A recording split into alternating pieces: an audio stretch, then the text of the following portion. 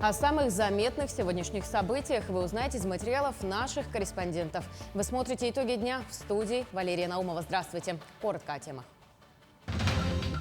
Суда уже практически на 100% готовы к работе и ждут разрешения на выполнение рейсов. В ближайшие дни в Якутске откроется навигация 2023.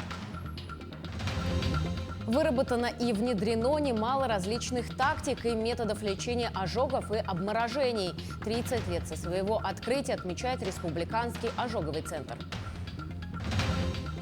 Жильцы вынуждены буквально выживать в зловонном доме. Жилой дом в центре Якутии топит канализационными водами. С чего все началось и как решить проблему? Построение новых партнерств и развитие предпринимательства на Дальнем Востоке. Резиденты квартала труда примут участие в Российской креативной неделе. Расскажем о проектах резидентов. В итоге определятся два победителя по мнению жюри и по выбору телезрителей. Уже в это воскресенье в прямом эфире нашего телеканала состоится финал песенного конкурса «Вот это да». Глава республики Айсен Николаев занял первое место в рейтинге губернаторов Дальневосточного федерального округа, составленном компанией «Медиалогия» за апрель текущего года. Представленные компанией рейтинги являются результатом измерений информационного поля на основе технологии анализа СМИ. Глава региона расположился на первом месте. На втором месте губернатор Приморья Олег Кожемяка. Следом за ним губернатор Хабаровского края Михаил Дегтярев. Закрывает десятку рейтинга Сергей Носов, губернатор Магаданской области. В Мирном прошло главное корпоративное событие года – акционерная компания «Алроса» форум «Хозактив-2023». В ходе мероприятия были подведены итоги работы, озвучены задачи на текущий год, а также прозвучали выступления о самых успешных проектах. Традиционно в корпоративном форуме приняли участие около 500 делегатов от всех подразделений «Алроса», ее дочерних обществ, профсоюза «Профалмаз», представители муниципальных образований, а также высшее руководство Якутии. По результатам работы структурных подразделений и дочерних обществ наградили лучших из лучших, где самую высокую награду – орден «Полярная звезда» глава вручил экс-генеральному директору Сергею Иванову. Напомним, что на днях компанию возглавил Павел Маринычев. Уверен, что мы с Павлом Алексеевичем сохраним вот эти добрые, хорошие традиции и, более того, будем их дальше развивать, потому что, конечно же, для республики, для ее руководства, сотрудничество с компанией, с главной бюджетообразующей нашей компанией очень важно и очень нужно. И хочу еще раз поблагодарить Сергея Сергеевича за то, что при нем у нас практически все вопросы, которые ставились республикой, решались в пользу и в интересах всей нашей Якутии. Медицинскими организациями республики продолжается налаженная работа по оказанию медпомощи и реабилитации демобилизованных участников СВО в приоритетном порядке. Вспомогательная помощь организована в Республиканском центре медицинской реабилитации и спортивной медицины и в Национальном центре медицины. Процедуры можно пройти как амбулаторно, так и в условиях круглосуточного пребывания. Данное учреждение оказывает многопрофильную помощь. В медицинский состав входят травматологи, ортопеды, физиотерапевты и другие узкие направления.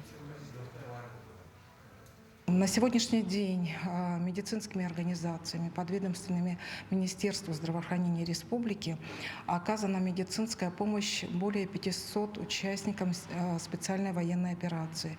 Из них амбулаторное лечение получили 319 участников специальной военной операции. Также получили стационарное лечение 116 участников, медицинскую реабилитацию, и, конечно же, оказана психотерапевтическая и психиатрическая помощь участникам специальной военной операции. 30 лет со дня своего открытия отмечает Республиканский ожоговый центр. За эти годы специалисты медучреждения выработали и внедрили немало различных тактик и методов лечения ожогов и обморожений. Статус центра имени Божедонова ожоговое отделение получило в 2021 году, что позволило центру приобрести современное высокотехнологичное оборудование. О работе центра, а также о возможностях и преимуществах современного аппарата узнавала Марферина Алексеева. Вот уже как более года во время операции обработку ран после ожога или обморожения проводят с помощью гидрохирургической системы. С помощью гидроножа хирург избирательно удаляет и эвакуирует нежизнеспособные ткани, бактерии из ран, ожогов и повреждений мягких тканей, используя щадящую хирургическую технику. Аппарат способствует быстрому заживлению ран, снижению интоксикации пациентов. И более тонко она может очистить рану. Вот так вот она выглядит. И тут у нас, получается, идет струя воды, которая вот под напором очищает рану. Благодаря этому рана более не сильно травмируется в этом. И когда мы производим дальше аутодермопластику, само приживление аутотрансплантата, она более удовлетворительно, лучше. И в ранние сроки. Да, и получается, раньше мы без Версаджета могли это, длительное время могли ожидать вот это, да, пересадки, а сейчас это мы можем делать уже на более ранних сроках, благодаря этому аппарату. То есть время заживления и оздоровления сокращается, да? Примерно сколько? Примерно, можно сказать, 1,5, и в некоторых случаях даже 2 раза может быть сокращаться срок лечения. В основном где-то в среднем 1,5 раза. При больших ожогах даже спасает жизнь, можно сказать.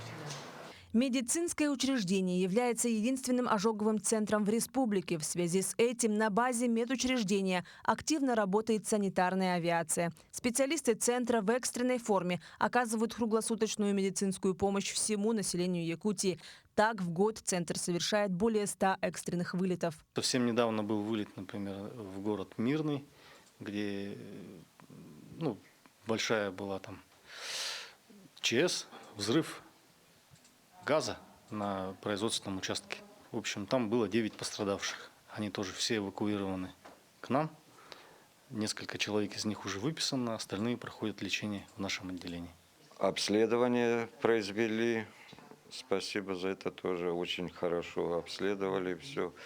Лечили, поместили сначала в реанимацию, по-моему, 2 или 3 суток я там находился, потом уже в общую палату перевели. Думал, там с лицом что-нибудь будет. Это не столь важно было после аварии этой, а главное, что на ноги поставили, что мы живы, здоровы. Вы вот нас на ноги поставили. И теперь я уже могу бегать, прыгать, танцевать.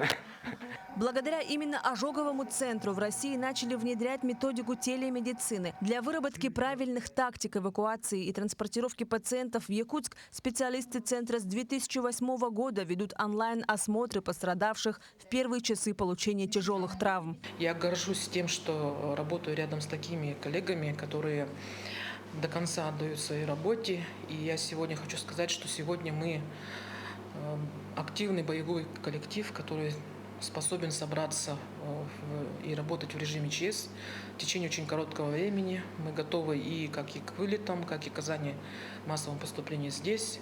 Каждый год мы внедряем что-то новое. В связи с экстремальным якутским климатом в зимнее время имеется огромный опыт лечения холодовых травм и обморожений. Специалисты центра входят в состав экспертов рабочей группы Минздрава Российской Федерации, составивших разработку клинических рекомендаций при обморожениях, а также разработку медицинских стандартов в этом же профиле.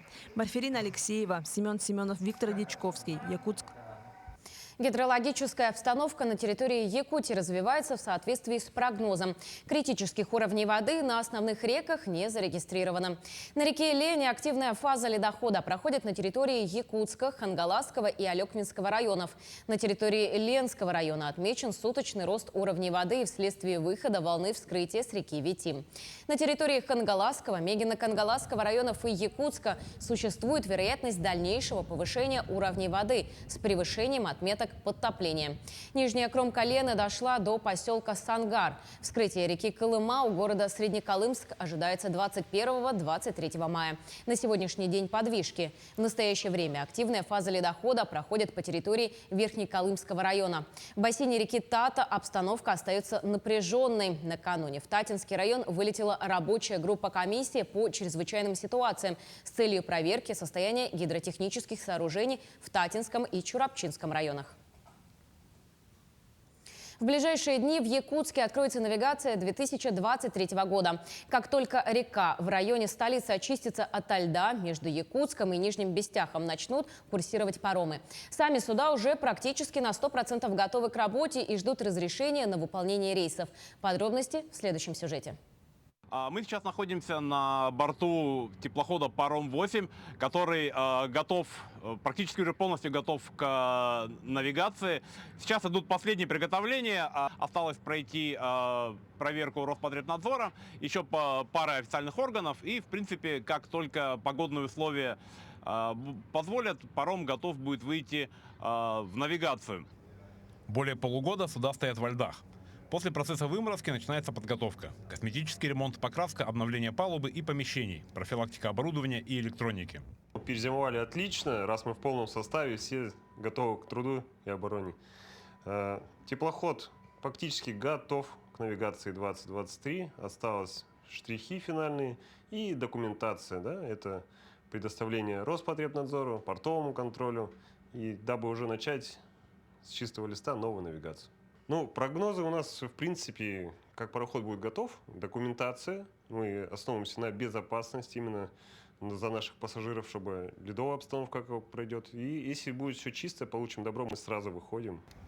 К навигации готовы не только пароходы, но и паромные причалы. Уже несколько лет Ассоциация паромщиков работает над тем, чтобы пассажирские и грузовые перевозки через реку были безопасными и комфортными. Первые дни 12 паромов планируется первоэтапный выход. Потом уже будем наращивать их количественно. Что касается нашего альянса паромщиков, то мы традиционно уже для нашего населения будем предоставлять услугу по перевозке через накопитель. Это в Якутске и в Нижнем Бестяхе. Значит, интервал движения также будет составлять 30 минут от одного до второго рейса. Тарифная сетка на навигацию 2023 еще уточняется, но паромщики ждут небольшого увеличения тарифов по сравнению с прошлым годом. Связано это в первую очередь с ростом цен на дизельное топливо, на котором работают все перевозчики. Но паромщики обещают, что цены повысятся не критично. Александр Хавренко, Джилус Иннокентьев, Якутск. На Дальнем Востоке построят не менее 10 тысяч квартир доступного арендного жилья. Премьер-министр Михаил Мишустин подписал распоряжение о приобретении акций Дом РФ за счет средств Фонда национального благосостояния. На эти цели будет направлено 87 миллиардов рублей. Институт развития сможет приобретать на Дальнем Востоке у застройщиков квартиры с готовой отделкой и мебелью, а затем передавать их в аренду региональным операторам программы льготного съемного жилья. Аренда таких квартир будет субсидироваться из федерального и регионального бюджетов, что позволит в несколько раз снизить ежемесячные платежи. В Якутске дом практически в центре города топит канализационными водами. Жильцы вынуждены буквально выживать в зловонном доме. Наш корреспондент Мария Кардашевская встретилась с жильцами.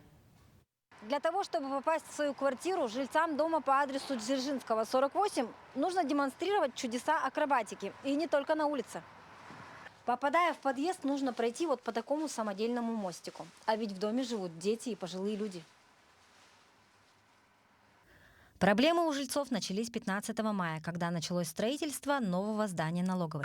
Двор засыпали, а с ним и канализационный люк. И теперь все канализационные воды текут в дом.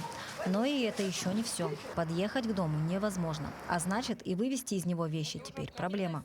Сейчас, если выдадут ключи, как мы должны вообще выезжать отсюда? Вот как? Я должна машину вызывать грузчиков, сказать, чтобы в резиновых сапогах пришли? Дом 1958 года постройки был признан аварийным в 2016 году. По региональной программе переселения его расселяют, но из 10 квартир переехали из него только хозяева 6 квартир. Остальные по тем или иным причинам вынуждены оставаться в доме. 4 семьи, которые отказались от квартир.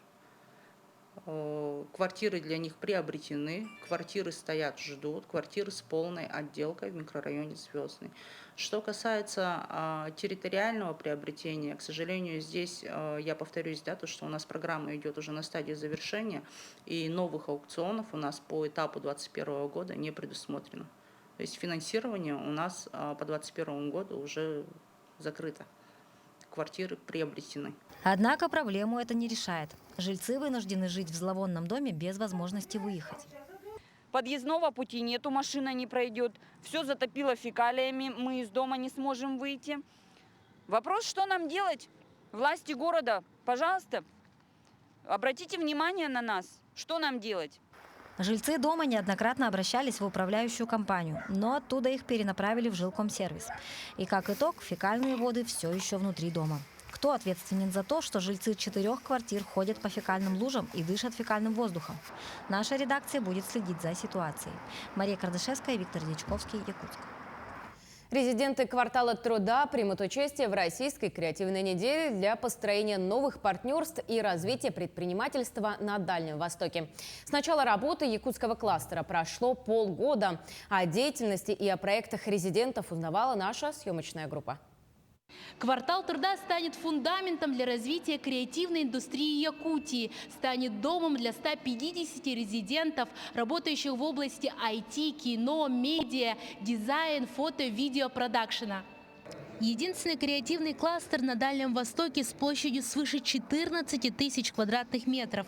Кластер отнесен к территории опережающего развития и обладает всеми предлагаемыми возможностями и преференциями. Резидентам предоставляются помещения для осуществления их деятельности. В основном резиденты – это компании, которые занимаются уже бизнесом. Вообще это как бы бизнесовая история. Им могут арендовать у нас площади для осуществления своей деятельности. Ставка у нас ниже, чем по всему городу. Резиденты планируют принять участие в Российской креативной неделе, которая пройдет во Владивостоке в конце мая текущего года. Мы снимаем рекламные ролики, фильмы, документальные сейчас. «Осажденная крепость» в прошлом году снимали. Собираемся снимать первый художественный фильм «Тургуту». Это про шаманизм. Хотим прикоснуться к нашей культуре и осветить молодежь об этом. В здании предусмотрены офисные помещения различных форматов, общественные пространства, площадки для проведения лекций, переговоров, конференций, выставок и даже концертов. Здесь, на квартале труда, каждый желающий может прийти поработать, записать аудио-видео-контент, отправив заранее заявку на сайт кварталтруда.ком. А сейчас мы резко оказались на Марсе, и помимо всего прочего, здесь есть даже настоящий песок. На самом деле это пространство называется XR. И об этом нам расскажет Дмитрий. Расскажите, пожалуйста, о преимуществах этого места. Это студия XR. Новая технология, которая не так давно начала использоваться в Голливуде, буквально лет 5. Студия XR позволяет нам размещать наших актеров в том пространстве, которое необходимо режиссеру, в том пространстве, которое задумано по сценарию. Сейчас мы с вами находимся на Марсе, но это может быть, если у вас фильм летний, а монтируете вы зимой и не успели что-то доснять, мы можем точно так же загрузить сюда природу Якутии. Креативный кластер «Квартал труда» станет точкой притяжения горожан и молодежи, местом для развития бизнеса и площадкой для разработки новых проектов. Лена Андреева, Иван Царакаумов, Якутск. В Нерюнгри состоялось торжественное открытие местного отделения общероссийского общественно-государственного движения детей и молодежи «Движение первых». Эта ячейка будет объединять все первичные организации, которые будут открыты в школах, детских садах, учреждениях дополнительного образования, культуры и спорта. Участниками этих объединений станут дети с 6 до 18 лет. Также к участию движения в качестве наставников приглашаются взрослые совершеннолетние граждане. И особыми коллективными участниками движения могут стать некоммерческие организации и общественные объединения. Отметим, что детское и молодежное общественное движение реализуется в рамках федерального законодательства. Движение охватит 12 направлений деятельности молодых людей, от учебы до творчества, от креатива до лидерства. В каждом направлении каждый молодой человек может найти себя и реализовать, что самое главное. Цель движения, прежде всего, это формирование гражданской идентичности гражданина России, Российской Федерации. Это очень важно, а личность может сформироваться, когда она может реализовываться и иметь возможности для этого. А как мы знаем, Россия – страна возможностей, в которой каждый молодой человек может реализовать себя. В школе номер 1 города Якутска состоялось торжественное вручение благодарственных писем и наград лучшим школьникам. Такое поощрение стимулирует ребят на высокие достижения, глубокие знания. Поэтому традиционно проводится конкурс, а по итогам выбирают лучших учеников. Таким образом, победителями становятся отличники, хорошисты, спортсмены и те, кто имеет хорошие достижения в олимпиадах. В этом году отмечены и награждены 82 учащихся. Их поздравили администрации и учителя школы и пожелали достижений еще больших результатов. У нас много ребят успешных. И это мероприятие в завершении года, конечно же, является долгожданным, желанным для нас, для всего коллектива и детей, и учителей, и родителей. У меня было очень много достижений. Например, я участвую во многих литературных конкурсах, я пишу свои стихи, рассказы и часто занимаю призовые места. Также я участвую в олимпиадах, и в общем я активист, и из-за этого я решил поучаствовать в данном конкурсе. В республике продолжается прием заявок на обучение по программе «Юнармеец». Ребята, прошедшие отбор с 10 по 30 августа, будут проходить обучение на базе Всероссийского детского центра «Орленок». В конкурсе могут принять участие юнармейцы в возрасте от 12 до 16 лет, а конкурсные работы принимаются до 21 июня. Подробнее в следующем материале. Детский патриотический центр «Юнармия» воспитывает юных патриотов и прививает чувство любви к родине. Всего в рядах Юнармии лишь в столице региона состоят более 1200 детей, и каждый горит желанием отправиться в Орленок. На данный момент поступило около 35 заявок. Ранее у нас был опыт. Наша выпускница с 24-й школы Тяка Евгения приняла участие во всероссийском конкурсе презентации на тему «Женщины-герои Великой Отечественной войны» и заняла первое место. Ей подарили бесплатную путевку в Орленок. Будут рассматривать все достижения юнармейцев по муниципальным, республиканским, городским и всероссийским конкурсам. Самое важное, чтобы юнармейцы были активными и у них была папка достижений. Ученица 8 класса школы номер 3 Алина Мальцева уже 3 года занимается патриотической деятельностью и уже подала заявку для поездки во Всероссийский детский центр. За ее спиной уже есть награды в различных мероприятиях, а также нагрудный знак доблести юнармейца 3-й степени, что является высшей формой поощрения. Возможность поехать в Орленок она рассматривает не только как отдых, но и шанс определиться с будущей профессией и обменяться опытом с юнармейцами из других регионов страны. Юнармеец Мальцев! Я! Ко мне! Есть!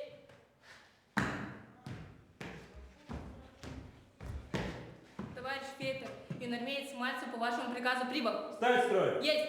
Конечно же, патриотизм – это самое первое, но еще и дополнительные баллы. Это все дает юнармия, это вообще процветает и дает очень большие границы, ну, то есть открывает двери. В Орленок поехать очень хотелось. Это же новые открытия, конечно же, новые открытия, новые познания. И мы познакомимся с другими людьми. То есть не только в Якутии, но и со всей страны же будет. То есть знакомиться будем. Никита Попов вступил в движение всего 1,5 года назад и уже проявил себя как активист и настоящий патриот. В будущем он хочет продолжить путь своих родителей и стать сотрудником правоохранительных органов. Юнармеец Попов! Я! Ко мне! Есть! Товарищ Фрейтер, юнармеец Попов по вашему приказу прибыл. Да, большое желание туда поехать. Хочу набраться больше патриотизма, получить новые знания. Мне нравится военная деятельность. Я готовлю к своей будущей профессии. Это МВД, Министерство внутренних дел. Меня здесь готовят. Я учусь чему-то новому. Ну, познаю тоже чего-нибудь нового. Напомним, что юнармейцы, прошедшие отбор, смогут бесплатно съездить в лагерь «Орленок» на 1 сезон с 10 по 30 августа. Прием заявок на участие продолжится до 21 июня. А поучаствовать в обучении могут только учащиеся, входящие в ряды юнармии. Галина Чекурова, Семен Афанасьев, Якутск. В национальных детских образовательных учреждениях будут показывать мультипликационный контент, созданный НВК «Саха». На совещании с руководством муниципальных образовательных учреждений городского округа было рассмотрено большое количество предложений, одним из которых стало использование в образовательном процессе мультфильмов. По словам начальника управления образования окружной администрации Марии Петровой, ознакомление детей с якутской культурой должно начинаться не со школьной скамьи, а с самого раннего возраста. Ну, то есть, как только этот контент будет получен в детских садах, мы сразу, конечно, его с удовольствием будем показывать нашим детям. И я думаю, что на основе этих мультфильмов можно нашим воспитателям, и мы это будем стимулировать, разработать дидактические материалы, учебные, чтобы дети не просто посмотрели и забыли, а через эти мультфильмы как раз и воспитывать и развивать наших детей. Уже в это воскресенье в прямом эфире телеканала «Якутия-24» состоится финал песенного конкурса «Вот это да!». В финале выступят 11 участников. Развлекательный конкурс «Вот это да!» проходит впервые. Он собрал 51 участника со всех промышленных районов республики. Из них 33 – это работники учреждений культуры. Для того, чтобы съемочная бригада телеканала провела отборочные туры в Нерюнгри и Мирном, было преодолено почти 5000 километров по федеральным трассам. Первые съемки состоялись в городе Нерюнгри, в котором состязались вокалисты Нерюнгринского и Алданского районов. Затем в Мирном туда съехались участники из Ленского и Алекминского районов. Имена победителей зрители узнают уже в воскресенье. Финал в прямом эфире начнется 21 мая в 19 часов. В итоге определятся 2 победителя, по мнению жюри и по выбору телезрителей. Во время прямого эфира. Что примечательно, после выхода нашего проекта в сети интернет начали подключаться к голосованию за участников другие регионы. То есть мы заметили, что активность по СМС-голосованию у нас идет не только из Якутии, но и из других 24 регионов нашей страны. Поэтому я думаю, что было интересно не только нашим зрителям, но и даже зрителям других регионов. На сегодня у нас все, но мы продолжаем следить за событиями. Оставайтесь с нами.